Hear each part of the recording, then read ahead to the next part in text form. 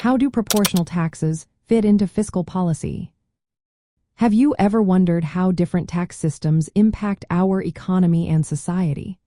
Let's take a closer look at proportional taxes and their role in fiscal policy, especially within the context of socialism and wealth distribution. Proportional taxes, often referred to as flat taxes, requiring everyone to pay the same percentage of their income in taxes. For instance, whether you earn $20,000 or $100,000, you would pay 10% of your income as tax. This system does not change based on how much a person earns, which makes it straightforward but also raises questions about fairness. Fiscal policy is how governments use taxation and spending to influence the economy. In many capitalist systems, fiscal policy often employs progressive taxation. This means that higher earners pay a larger percentage of their income in taxes. The goal here is to reduce income inequality and redistribute wealth more fairly across society.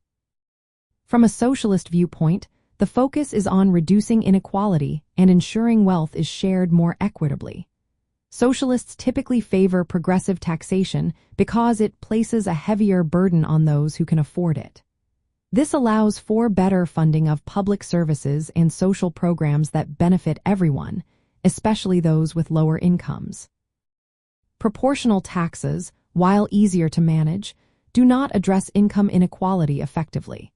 Since everyone pays the same rate, they do not adjust the tax burden according to a person's ability to pay.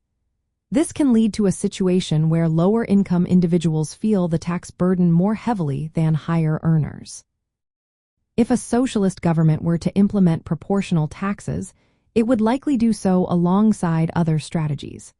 These could include direct wealth redistribution, public ownership of essential industries, or strong social safety nets.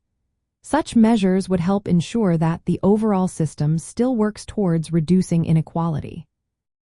Relying solely on proportional taxes would probably be seen as inadequate from a socialist perspective. It does not directly tackle the concentration of wealth at the top. Instead, socialists would advocate for progressive taxation or other redistributive methods to achieve their goals. In summary, while proportional taxes are a simple way to collect revenue, they do not inherently support the objectives of wealth redistribution or reducing inequality that are central to socialist fiscal policy. Socialists generally argue for progressive taxation or other mechanisms to achieve these aims, while acknowledging that proportional taxes could play a limited role in a broader fiscal strategy.